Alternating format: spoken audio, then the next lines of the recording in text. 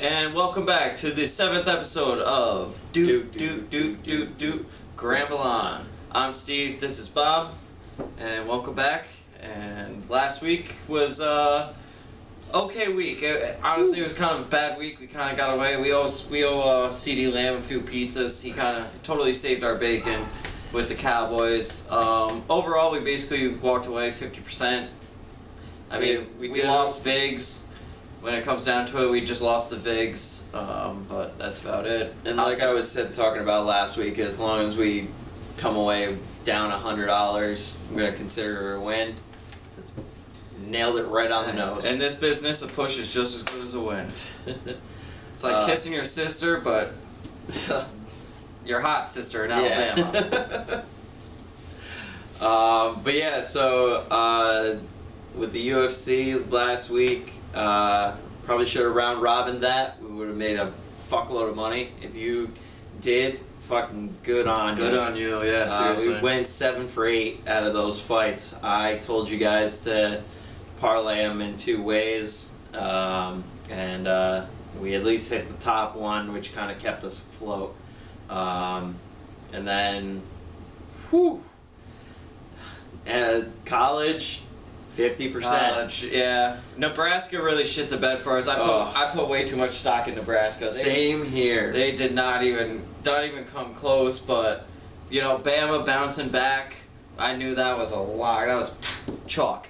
Yeah. I mean, there was no way there after coming off a loss like that they weren't going to beat up on Mississippi State. So that was good to see them win by 40. It wasn't even close.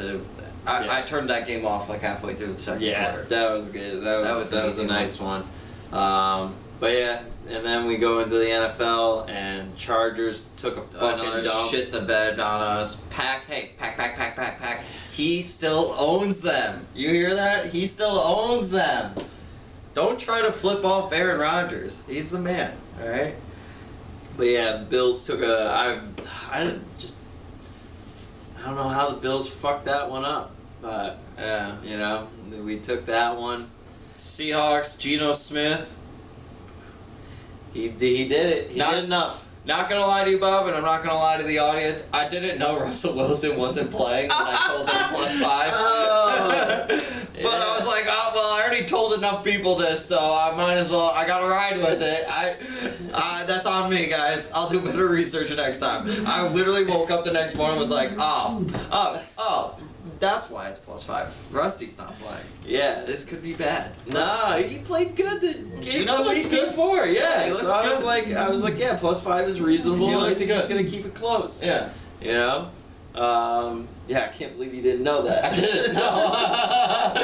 Not even gonna lie to you guys. No clue. Alright. No, that's always fun to find out. Going forward, I know my trust levels have maybe fallen a bit, but it came out a winner, you know what I mean? Alright, well, and if it lost, I would have never said anything.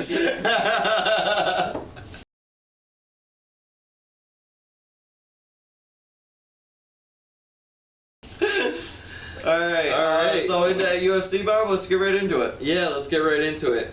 Alright, so on the undercard we have Park Jung-young versus Gregory Rodrigues. What do you think? So I think this is a good bet or a good fight to bet on. Park Jung-young, he's very what's the best way to he's technical-ish. All of his punches are very straight. All of his kicks are very straight. There's nothing looping or anything like that. And his big problem is that he keeps his head straight up and down. He does not move it at all. And Gregory Rodrigues is definitely a looping, he throws looping right hooks, left hooks. He puts a lot of pressure on. He's got some really good kicks. I think he just puts it to Park Jung-young, so I'm going to take Gregory Rodrigues on that one. I like that. Yeah. Alright, then we're going into the main card here. The first fight of the main card is Nikolai Negumereanu. Yeah. Negumereanu. You try it. Hey, if you can pronounce it, good for you. Versus Ike Villanueva. All right. So Nikolai, he's he's a good fighter. He's 10-1, but I don't think he's gonna break that top echelon. You know, there's nothing really glaringly. Oh man, this guy's gonna get some there. layup fights. Yeah, and Ike is 18-2, but he's powerful. He's a big man. He can take a fucking shot. I think it's 18-12 there, Bob. Or 18-12. Sorry. He's got fight experience. He's got some fight experience, and he's gonna, he can take a shot. So I'm gonna take a shot on him, and. How can you deny a guy named Ike? Exactly. Right? I love the name Ike Villanueva. That's what I'm saying. That sounds like a guy that I do not want to get pissed off at the bar. I'm not putting much on him, and I'm okay with you if you decide to take him out of the parlay. But the more that I thought about it, you know what? Straight betting him is not really that great of an idea, and putting him in a round robin is probably a little bit better because I can at least sacrifice him if I need to. So I'm going to take a little bit of a long shot and go with Ike. I think he'll sneak one in there and knock Nikolai out. I respect it. There's always one person on every card that's going to upset a fighter. Right. So. Alright, on to the next fight. Welterweight division. We got Francisco Trinaldo versus Dwight Grant. So Trinaldo is ancient. He's a brick shit house, but he is fucking ancient. I forget how old he is. He's in his 40s, 42, 43, somewhere around there. Dwight Grant also getting up there. He's like about 37 or 38, but I just think that Dwight has a lot more tools than Trinaldo, and Trinaldo likes to bang. Though he's built to be a wrestler and he's a pretty good wrestler, he chooses not to. So I'm gonna go with Dwight Grant in that situation because if they're gonna stand, he's gonna fucking win that fight.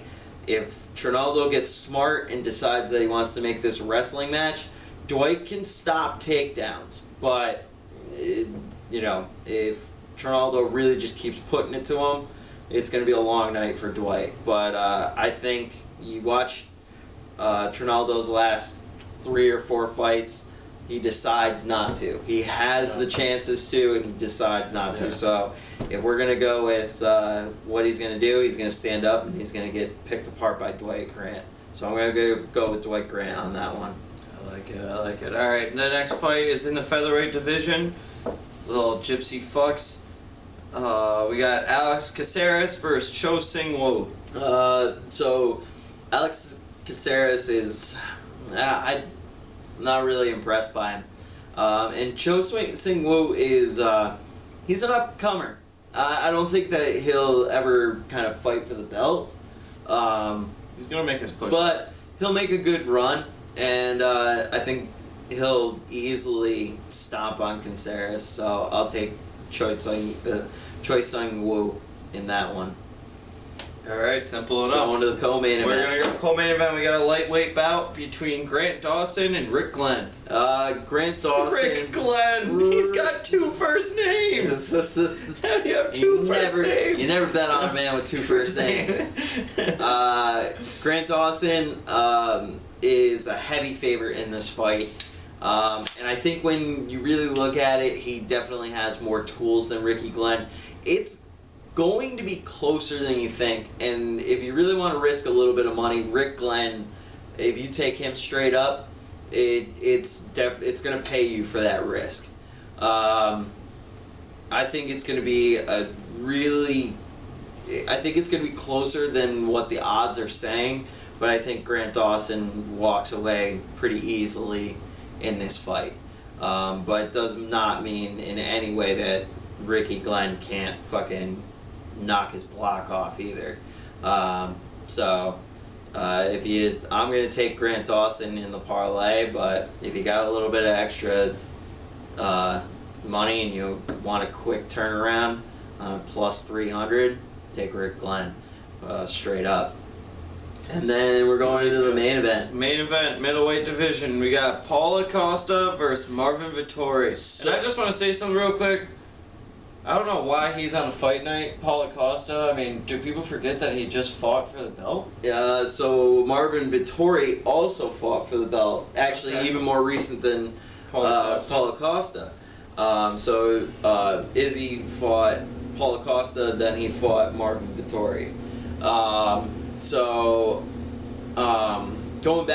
Going into this, I was all Paulo Costa. He's got the power. He's bigger. He's 13-1, where Marvin is what the 17-5. 17-5. There's one no decision. Yeah. Or no contest.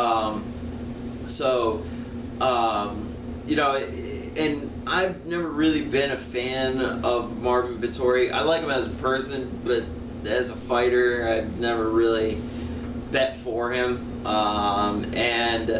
I was going Paulo Costa all the way until fucking Wednesday. News breaks, Paulo Costa can't make 185, right? Oh shit, what's going on? Why can't Paulo Costa It's only make 10 grand out of his bank account, right, though.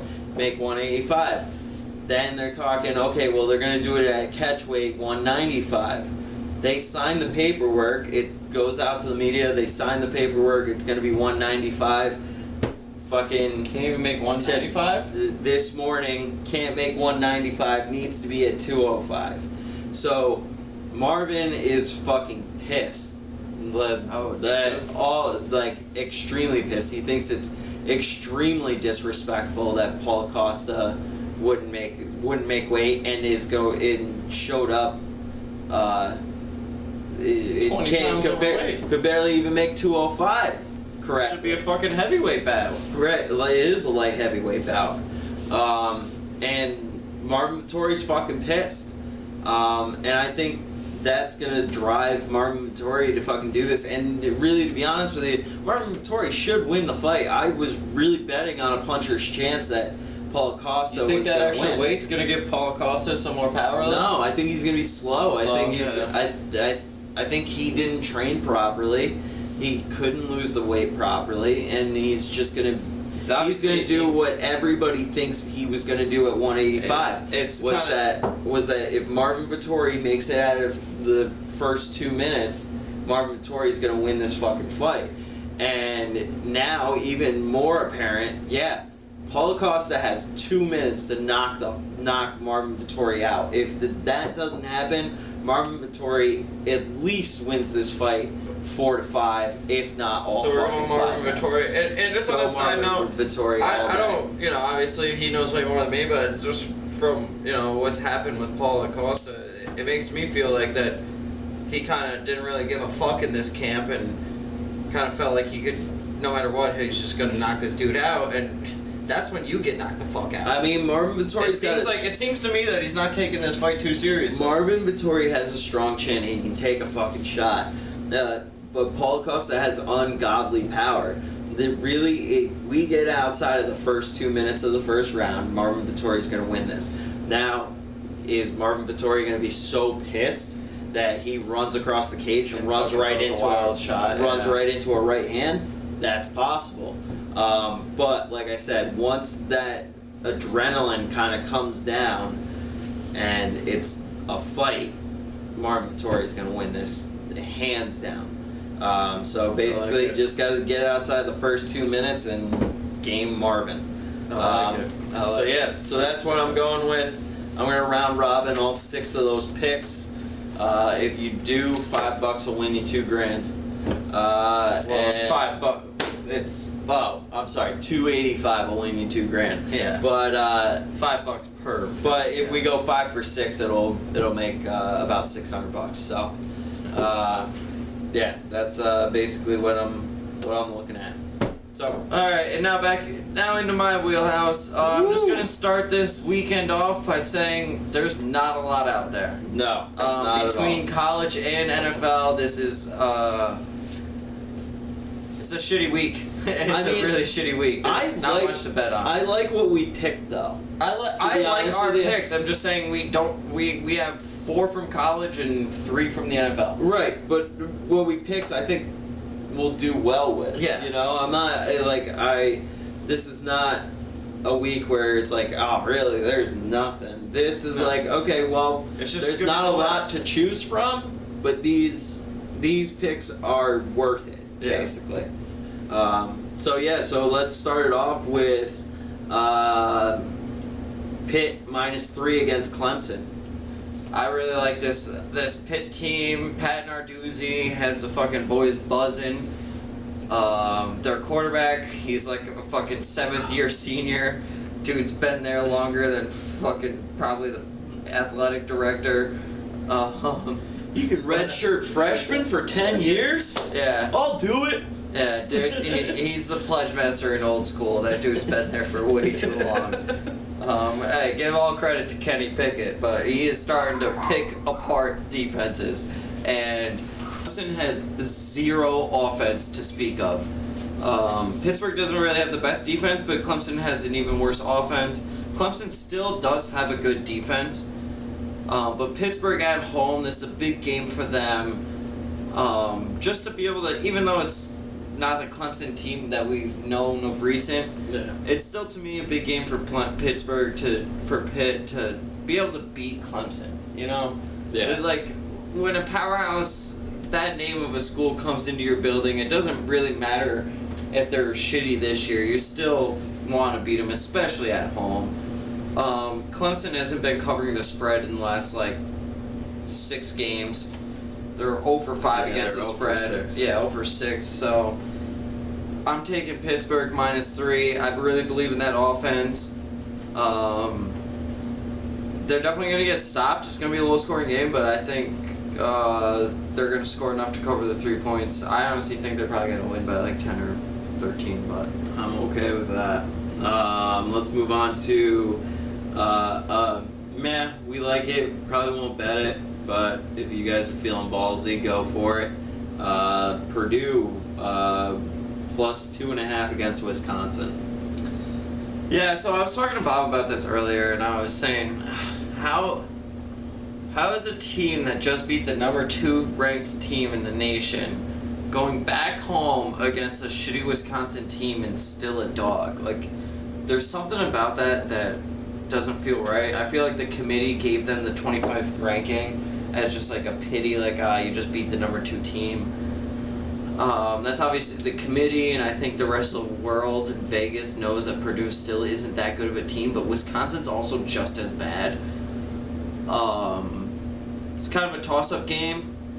Take the 2.5 points, but this is one of those games that's going to come down to whoever has the ball last. Yeah, and it's going to be a close. It's if you like watching sloppy football, it's going to be a good one to watch. Line is moving. Looks like 3.5 now, and Wisconsin's 2-4 against the spread, where Purdue is 3-3 against the spread. So yeah, nice little coin flip there. If you feel like betting on it, go for it. Another one this one we really like and we'll have money on is Oklahoma State +7 against Iowa State. Yeah, Bob, Oklahoma State's 4-2 against the spread. Iowa State's 3-3. Iowa State's they're that team that just can't get over the hump. Every year they're just, and I root for them. I just want to see one year that they actually put it together. And a top 10 ranked team, whether Oklahoma State's just getting a pity party because they're in a shitty top 5 conference and they've been playing good in it. I feel like 7 points is too much. Granted, they're on the road, but it's just the fundamental rules of gambling. I'll take a top 10 team getting points any day of the fucking week, especially 7. And again, going back to it, 4-2 against the spread. 4-3 against the spread. Yeah, which is pretty even. Yeah. The only thing that scares me is Oklahoma State is notoriously known for not playing defense, and Iowa State really they are kind of an upset team. Recently, in the past few years, Iowa State has upset a lot of top 10 teams at home.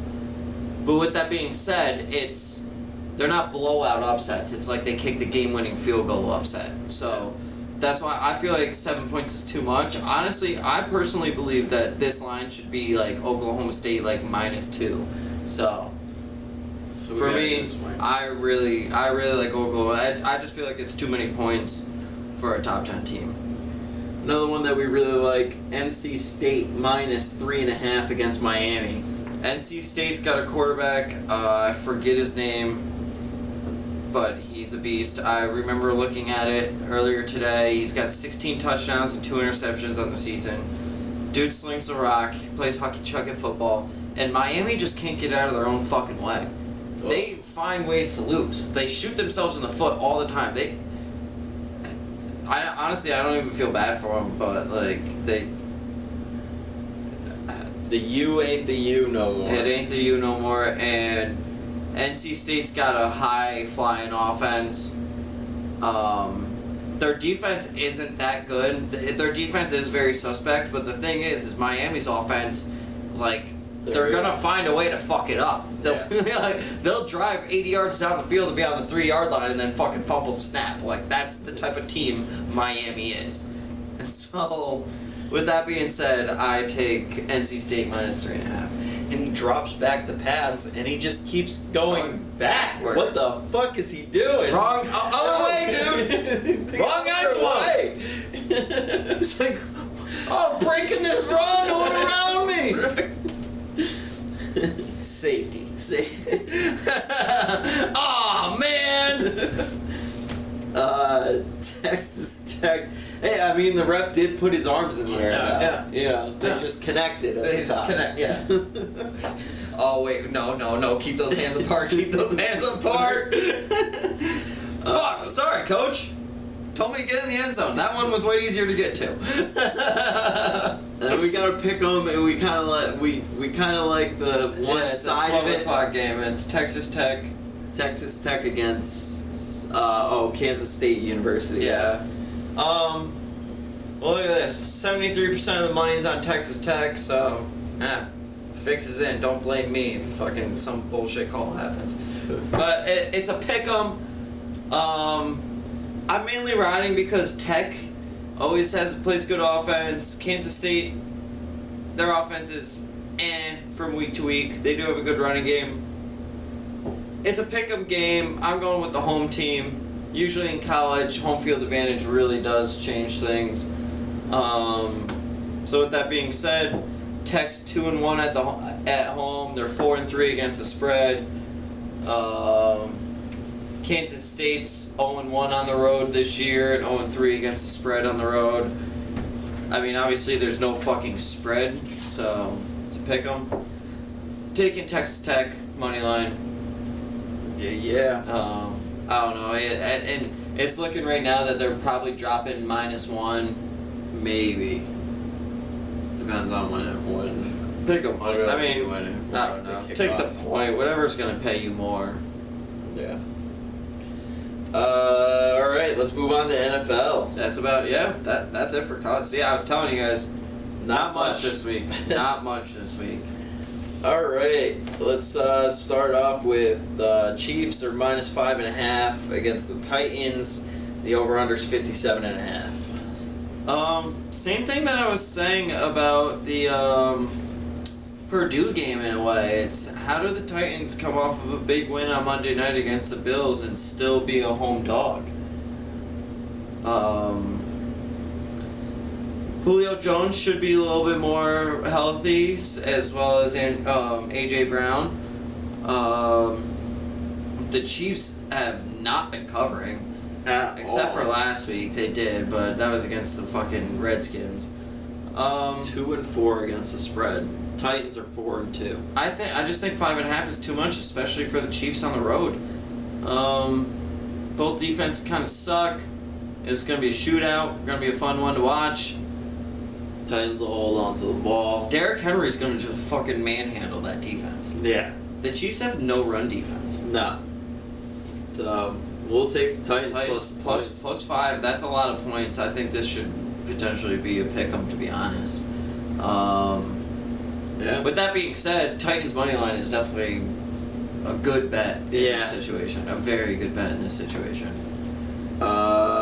Washington versus the Packers. Packers -8.5. Pack. Your boy, this asshole hasn't been betting the pack. I have 5-0 win streak. They've been fucking paying me. My boy Aaron Rodgers, I love him. And this is gonna be the week that they fuck up. That's probably, I don't know. I told Bruce earlier today, I'll take them up to 10 points. I think they smoke them. I think Devontae Adams has a career night. I got him on my fantasy squad, so that's maybe why I'm saying this, but Opening line was -10. I mean, Washington's giving up 30 points to offenses like Carolina. So they're about to get, and it's in Green Bay. They're about to get sliced and diced on the defense. As long as they can keep Chase Young away from Aaron Rodgers, this should be an easy one in my eyes. Bengals versus the Ravens. Ravens are -6.5. Over under is 47. Bit of a dog week this week, guys. I like the Bengals +6.5. I like what Joey Burrow and Jamar Chase, and that Bengals team got going on over there. Ravens are a bit of a wagon, but that Bengals defense, it's nothing to laugh at, you know. I personally think this is kind of going to be a low-scoring game. I think it's going to be more of a defensive battle than an offensive battle. And with that being said, that's why I like Bengals +6.5. This is a big divisional game. And isn't Lamar Jackson like kind of all by himself right now? Yeah, I mean, he's still got Hollywood injuries. He's got Hollywood. All right. But I mean, also, you know, the Bengals are 4-2. The Ravens are 5-1. Bengals find a way to win this game. They're number 1 in the division. Yeah. So this is a big divisional game. This game honestly has big playoff implications. I think the Bengals will show up. I think Joe Burrow will show up, and for that reason, I'm taking the 6.5 points. It's another. No, I think 6.5 is too much. I think it's going to be a close 3-point game. Then again, I said the same thing about the Chargers. The Chargers got peed on by the Ravens. So. That's gambling for you. That's gambling. Panthers -3 against the Giants. Over under 43. Any team that starts with New York that's giving less than 7 points this year, taking the other team. I think I can leave it at that. Sam Darnold. What about the Knicks? Well, I was talking football. Just shitting on every New York team? I mean, I'm okay with the Yankees, the Giants, the Jets. I mean, the Knicks. I mean, I feel like as long as Spike Lee has season tickets, they're never going to win a championship. I feel so bad for you, Spike. I want him to win for you, but I don't think you're going to see one, bud. I know. Imagine if they actually win one, and he's like so old. Dies the day before the championship. They're like, thank God, Spike's dead. We can actually win now. Oh, man. Fuck you, Spike Lee. Spike Lee dies at the age of 85. In other news, the Knicks won the championship. National championship. No, I mean, Panthers, like I said, hey, was I not right? I'm going to toot my own horn, pat my own back. Was I not right about 3 weeks ago when I said the Panthers are fucking frauds? They are very fraudulent, but also so are the New York Giants. Well, they're not even fraudulent. They're just like, they're like someone that's like just really bad at money laundering. Like everyone just knows. Always getting caught. Always getting caught. And it's like, dude, you gotta pick a different game. Yeah. Yeah, but I got this next get rich quick scheme. Yeah. You're just gonna end up in jail. Yeah, but that last bid was only 2 years, and I thought my buddy told me about fucking Bitcoin. All right, moving on. We're taking the Panthers -3. Falcons -2.5 against the Dolphins. Over under 47.5. I kind of like the under in this game, but I'm not touching it. yeah, I don't trust these teams. No. Moving on, Jets, Patriots. Patriots -7. Over under 42.5. Guys, I'm so stressed about this one. Like, I was telling Bob earlier, we were going over it, and he was like, Jets football, we always make money against the Jets, and I'm like, you're right, and like the Patriots have been playing good teams close, and they're at home, and Bill Belichick always fucks up the Jets. And like, the numbers match up, and 7 points is a fair number to lay in this game. And they'll probably beat them by 30, but there's just something deep down in my gut that I don't know. We don't trust. I don't really trust it. Because the Patriots also still suck, so it's they shouldn't be laying 7 points. I get it's the Jets, but it's I don't know. Does Vegas know that Tom Brady's not on the Patriots? That's what I'm thinking. I don't know. It's a hard game to bet, even though everything points to it. That's 71% of the money's on the fucking Patriots. I just don't. But then again, trust the it. Patriots are 2-4 against the spread, so it's yeah, why? I don't know. If you got, I just personally don't think the Patriots. They're skilled and they're good enough to blow a team out, but I don't think they have completely put it all together yet to blow a team out. Right, exactly. I mean, if you got extra money, go for it. Definitely not our top pick. It's a good pick for a $10 8-leg parlay. Yeah, it is a good pick. Yeah. Eagles, Raiders -3, over under is 49.5. As long as the Eagles don't get the Vegas flu, I see this thing going over. I think this is gonna be a shootout. Both secondaries suck. Both teams love to chuck the ball. I mean, it's as simple as that. It's at 49.5.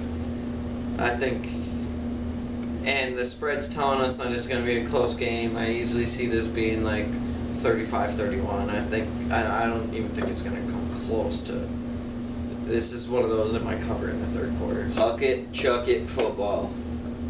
Lions, Rams -15.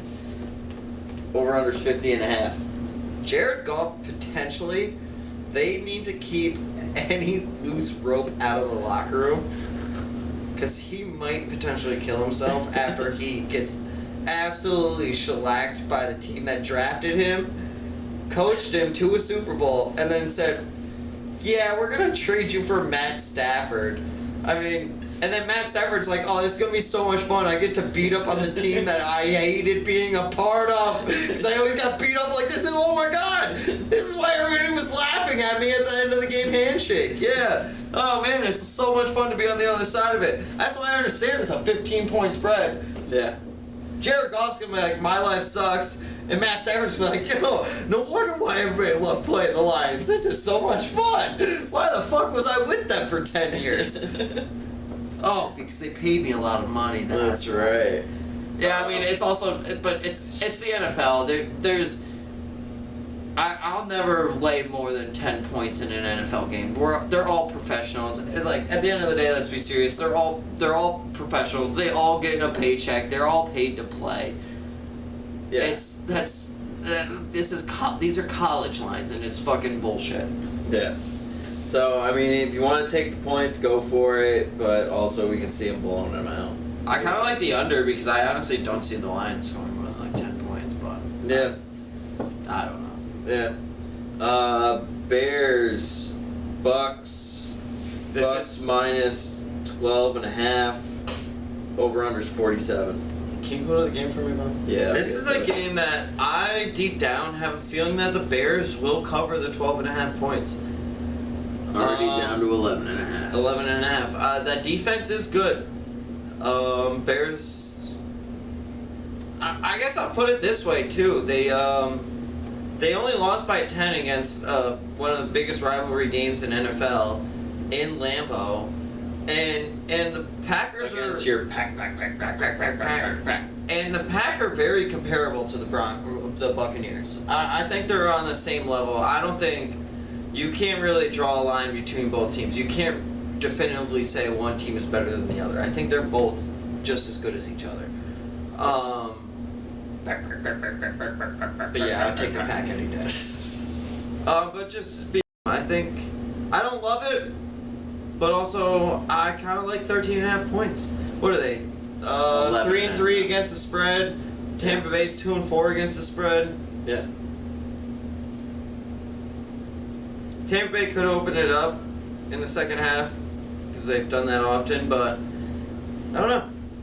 like I said, back to the whole Patriots thing. This is more of a gut feeling for me. I just got a good feeling that the Bears were going to cover 12.5. Texans, Cardinals minus 17.5. Over-unders 47.5. Alright, this is a line that's worth the college score because the Texans probably would lose to Bama. If they honestly... You know, it'd be really funny. Imagine if, but they switch quarterbacks. What, Bama and the Texans? Because at the end of the day, the Texans would beat the shit out of them. It's their pro athletes. I know. You know what I mean? They are the worst pro team, but but then again, if you put the Texans quarterback on Bama and Bama's quarterback on the Texans, I think Bama wins that game. Just saying. Just saying. It's that close. But yeah, we're not going to touch that game. Let's move to Colts, 49ers. 49ers minus 4, over-unders 44. Really like the over here. Yeah. Jimmy G's still out. But I think the rookie there from North Dakota State, what the fuck's his name again? 4th overall pick. For San Fran? Yeah, you guys know who I'm talking about. He hasn't really been playing that well, but I think 44 is a little low. I think both teams are a little bit banged up. Defenses are good, but I don't know. I think I'm believing in my boy Carson Wentz. He's in the last few games, if you watch them, they've actually been starting to throw the ball deep, which Carson Wentz is low-key one of the best deep ball throwers in the league. And yeah, they've been airing it out. The Colts have recently, and the Niners still have a dynamic rushing attack that I know the Colts won't be able to handle. I think this is one of those games. As long as one team goes over 25, the whole game's going over. Well, obviously, I guess you kind of need that to happen anyways. Yeah, but, basically. Yeah, I think 44 is a little low. I feel like this should be more of a 47 and a half type of line. I like the over. And then Saints minus 5 against the Seahawks. Over-unders 42.5. I mean, the Seahawks have the worst secondary in the league, and you're going up against Jameis Winston that all he knows how to do is just throw the ball as far as he fucking can. So with that same being said, I think easily Saints are good for fucking 28. That being said, minus 5 I just feel like it's a little too much because Geno Smith and that rushing attack has been looking pretty well. Over again, just because it's too low, 42.5. It's that's Vegas trying to tell us that one team won't score 20 points, and I think both teams will score 20 points. Yeah. So just to review our locks this week are Titans plus 5.5. Lock. Pack minus 8.5. Pack. Chalk. Bengals plus 6.5. And Panthers minus 3. There we go. Everything else we talked about, BELLOWs, I'm probably gonna throw I'm probably gonna go all 4 of those with the overs in the Sunday night, Monday night games, Colts and Saints overs, and then probably chuck in the Bears for a 7-legger. Might put $25 on it to win $4,000 or whatever it is. Like it is, yeah. But yeah, I think that's about it. All right, hey guys, pay attention to the description. We're gonna have it all detailed out there. Obviously, follow us on Twitter, Facebook. It's the only way that we can send you if we're gonna make any changes to this stuff. Yeah, good luck. Gramble on. Cheers.